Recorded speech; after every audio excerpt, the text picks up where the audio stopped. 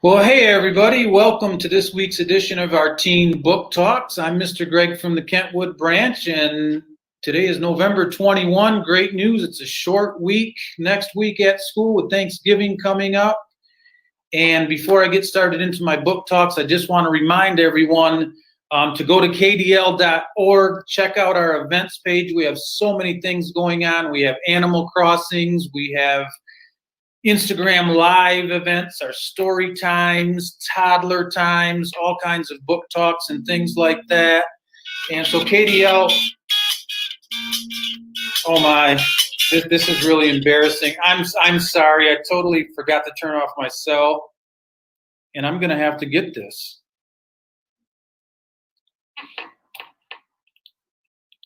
Hello? Greg. You Monica. have to talk about the film festival. I can tell you're about to forget this.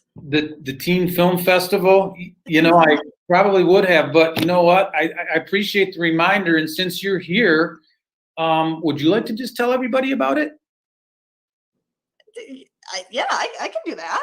Okay, you know what I'm going to do? I'm going to put it on the screen here. I'm going to put it on the screen here. And there it is. Yeah, so the Teen Film Festival. Okay, this is one of the most amazing teen programs that KDL offers, in my opinion. The festival is open to all Kent County students in grades 6 through grades 12. You can make a movie about literally anything. You can make a documentary about your dog. You can make an animated or stop motion film about a dragon with allergies, like an allergy dragon. We've had World War II battle movies. We've had horror films. We've had space adventures with like really great CGI special effects. Just go wild, right? We award prizes for the best films in various categories, and the prizes are great, like big Apple gift cards. In the past, we've offered MacBooks. It's amazing. And then we show all of the films right on the big screen at Celebration Cinema, which hopefully we'll be able to do this year. I guess that's pending. Things to keep in mind if you're planning on participating in the film festival this year, your movie has to be under 10 minutes long, and that includes credits. Keep it under 10 minutes.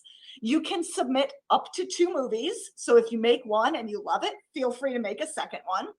You can have adult or child actors, but all of the work of the movie has to be done by teens in grades 6 through 12. And you've got to keep it rated G or rated PG. So keep an eye on that. And if you're using music, make sure that it's either your own original work or it's in the public domain. We have a link to that on our website. If you go to kdl.org/Teen Film Festival, all one word. It has all of the stuff I just blurted out to you, plus more info and the link to upload your movie. And we're accepting entries now through the end of January. So you have a ton of time to work on them and make them phenomenal.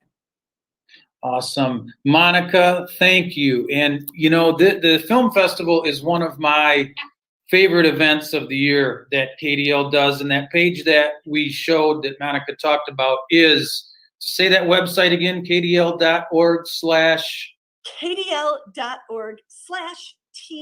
Film Festival. Yeah, and everything, all the information is right there, and there's even an email you can contact us if you have any questions whatsoever. And we look forward to, every year these films are getting better and better, and it's so much fun to witness the creativity. Well, Monica, this is actually, again, thanks for that reminder. This is actually our Saturday book talk, our teen book talk, and since I have you here in the studio anyway, perhaps you could share with us what you're reading right now or a book that you really like. Greg, this is absolutely wild. What a coincidence. I have a book here to talk about. Who would have expected it? Nice. Well, you know what I would like to do? I'm just going to take myself out of the screen, turn it over to you, and we'll see you when you get back, okay? Sounds good to me. Here's Ms. Monica, everybody, from the East Grand Rapids branch. Okay, my friends. So I just finished reading Dragon Hoops. It's by Lewin. And the reason that I read it in the first place is because it's actually the book that we picked for next week's online teen book club. So if you're interested in this after you hear me babbling about it, feel free to join us. It is Wednesday, the 18th at 4 p.m., and we can all scream about it together. Although now that I'm saying that, I'm not sure when this is actually going to go live. So if you've missed it, make sure you join us after that. We do one every single month. And yeah, it's going to be amazing. So anyway, Lewin, he is a cartoonist. He has written a ton of phenomenal books. He's written Boxers and Saints. He wrote the Avatar: The Last Airbender graphic novel series. He wrote American Born Chinese. I love him. And this is his newest one. It is nonfiction. And as you can probably tell, it's about basketball.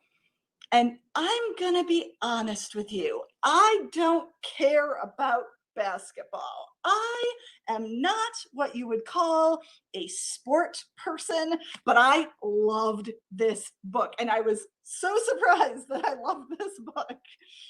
So when this book was written, Jean, our author, was working as a teacher at Bishop O'Dowd High School in Oakland, California. And Bishop O'Dowd apparently has a very strong basketball team. Like, they have had multiple students go on to become professional NBA players.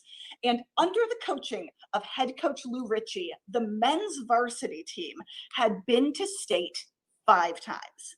And they had lost 5 times in like very dramatic, nerve-wracking games. They just lost and lost and lost.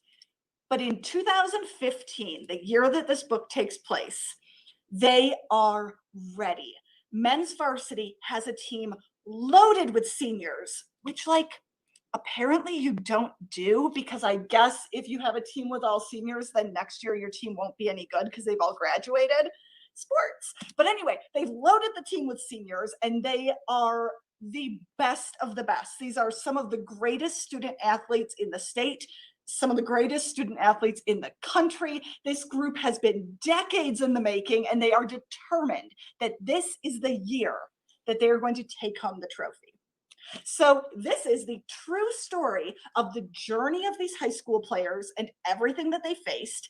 It's also about like the history of basketball and about the racism and sexism that was inherent in the game and have kind of plagued its evolution over the decades, although that's changed, and the players who shaped the game and made it what it is today. And again, I am the least sports interested person in the world, and I could not put this book down.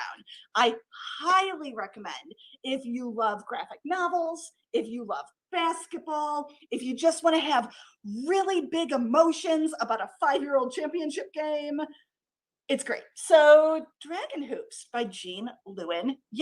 Check it out at the library or download it to a device. Thank you, Miss Monica. And I will tell you, I am going to check that book out because I am a basketball fan. And, you know, I'm going to tell you something about me I bet you didn't know. On my 8th grade team, I was the leading shooter. Did you know that? Now, I didn't. Not sure what that entails, but what it means is I shot the most. I was not the leading scorer. That was Donnie, but I shot the most. Didn't make the most, just shot the most. So, Greg, I'm going to need to see photographic proof of this at some point. Yeah, I'm not sure if they had cameras then, but I will look for that. But tell me one more time, Monica. Thank you so much. Tell me one more time about the Teen Book Talks. Is that something that students need to register for in advance, or can they just look online again at kdl.org and join in? If you go to kdl.org and you go to our teen section, we've got all the teen programs that we offer, and you do need to register in advance because we have to email you the Zoom link. So you register, we email you the link, and then you participate through Zoom. It's wonderful. It's the last Wednesday of every month, except for November because Thanksgiving. Yes. And except for December because we're not doing it in December.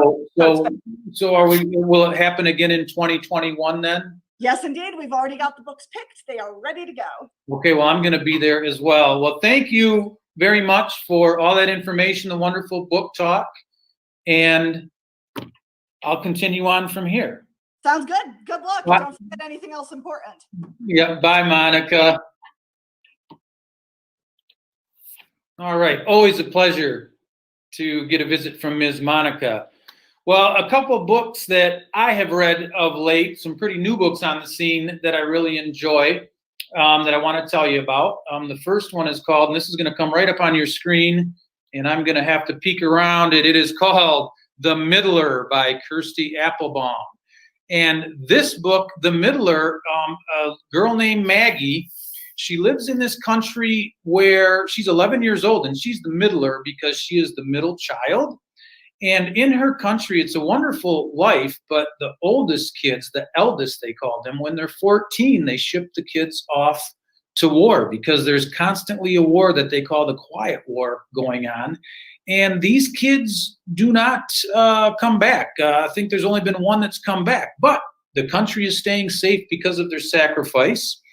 And growing up, the eldest for their 14 years are very spoiled and whatnot. And at the beginning of the book, we find Maggie's brother is just days away from going off to the war. Well, life is pretty good where she lives.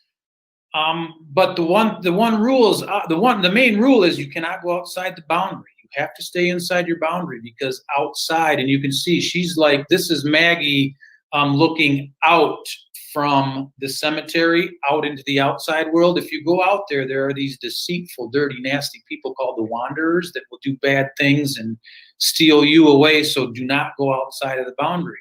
Well, as you can see from the book cover, Maggie is one day at the boundary and she actually meets one of these wanderers, a girl her own age. And the girl is really needing some help. And Maggie does the unthinkable. She goes outside the boundary and helps her and her dad, who is hiding out in a barn not too far away. She gets back home and nobody really pays attention to her because she's a middler. But Maggie starts to unravel that things aren't necessarily what she has been taught her entire life in this beautiful, serene country where she lives. And there may be some other forces at work, and perhaps the wanderers, there's a lot more to them than dirty, deceitful folks. And that is The Middler. The next one and the final one I'm going to talk about, this is All Eyes on Her. And what if I go to this side for this one? All Eyes on Her. If you remember a while back, the books, We Were Liars, or One of Us is Lying, another one of my favorite ones. This is for fans of that. Total mystery. And at the beginning of the book, it finds a girl named Tabby who's 17. Her and her boyfriend go on a hike up to this mountain in their town. It's really more of a rock face. And her boyfriend, whose name escapes me right now, falls to his death. So at the beginning of the book, this has happened. And of course, everyone knows or thinks or assumes that Maggie has done something really bad. And we start hearing the story from everyone around her except for Maggie. We hear from her ex-boyfriend, her best friend, her little sister, her nemesis, if you will, who is the ex-girlfriend of her boyfriend who is dead. And we hear this story, and while the trial is going on, it has gotten nationwide attention. So, you know, the Twitter feeds and Instagram are just blowing up with all kinds of comments and everything. And we get everyone's point of view except for Maggie's until the very end. We hear from her, and then we find out what really may or may not have happened. But that is All Eyes on Her by L.E. Flynn.